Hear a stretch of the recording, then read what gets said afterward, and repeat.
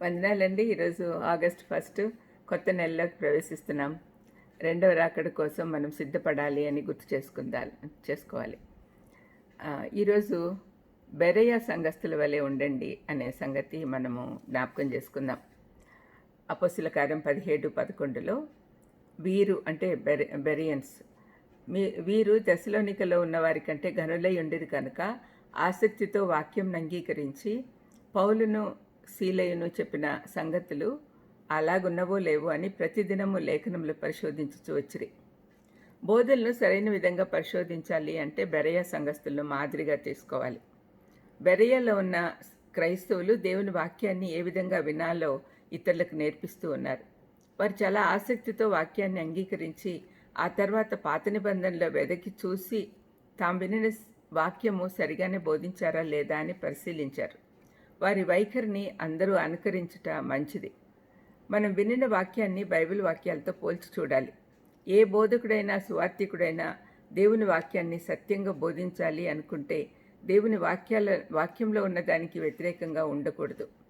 యోహాను 5:39లో యేసుప్రభువే స్వయంగా మతనాయకులతో ఈ విధంగా అన్నాడు, లేఖనముల యందు మీకు నిత్య జీవము కలదని తలంచుచు వాటిని పరిశోధించుచున్నారు, అవే నన్ను గురించి సాక్ష్యమిచ్చుచున్నవి అని చెప్పాడు. ప్రభువుని గురించి తెలుసుకోవాలి అంటే ప్రవచనాత్మకంగా గ్రంథస్థం చేయబడినవి పరిశోధించాలి అని వాళ్ళతో చెప్పాడు.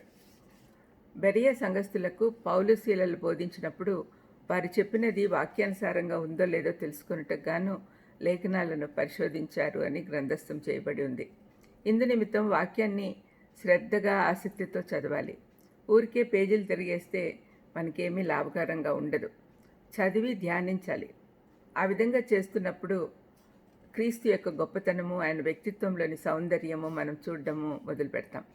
అంతేగాక ఇర్మియా 29:13లో దేవుడు చేసిన వాగ్దానం మనం చూడొచ్చు. మీరు నన్ను వెతికిన ఎడల, పూర్ణ మనసుతో నన్ను గురించి విచారణ చేయుని ఎడల మీరు నన్ను కనుగొందురు అన్నాడు. ఆయనను గురించిన ప్రశస్త వాక్య భాగము ధ్యానిస్తూ ఉన్నప్పుడు మన హృదయం ఆనందంతో సమాధానంతో నిండిపోతుంది. వాక్యాన్ని విన్నప్పుడు సంతోషంగా అంగీకరించాలి. ఆసక్తిగా వింటూ దేవుడు మనకి ఏం చెప్పాలనుకుంటున్నాడో అర్థం చేసుకొని బోధను జాగ్రత్తగా వినాలి. వాక్య ధ్యానం ద్వారా పొందగలిగిన ఆశీర్వాదాలన్నీ పొందుటకు ప్రతి ప్రయత్నం చేస్తే వాక్యం వలన వచ్చే లాభాలు పొందుకుంటాం. కొన్నిసార్లు బోధింపబడిన వాక్యం మనల్ని హెచ్చరించినా, తప్పుపట్టినా దాన్ని స్వీకరించాలి. ఎందుకంటే అది దేవుని యొద్ద నుండి వచ్చింది కాబట్టి. వాక్యంను మనలోకి రాకుండా అడ్డుకోకుండా మన జీవితాల్లో అన్వయించుకొనుటకు సిద్ధంగా ఉండాలి. అప్పుడే మనల్లో ఆత్మీయ ఎదుగుదల కనపడుతుంది.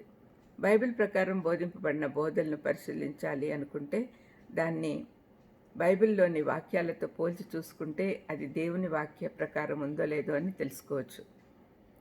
బెరయ సంఘస్థుల వల్ల మనం కూడా తెలుసుకోవాలని ప్రభు నామంన మిమ్మల్ని అందరినీ కోరుతూ ఉన్నాను. ప్రార్థన చేసుకుందాం.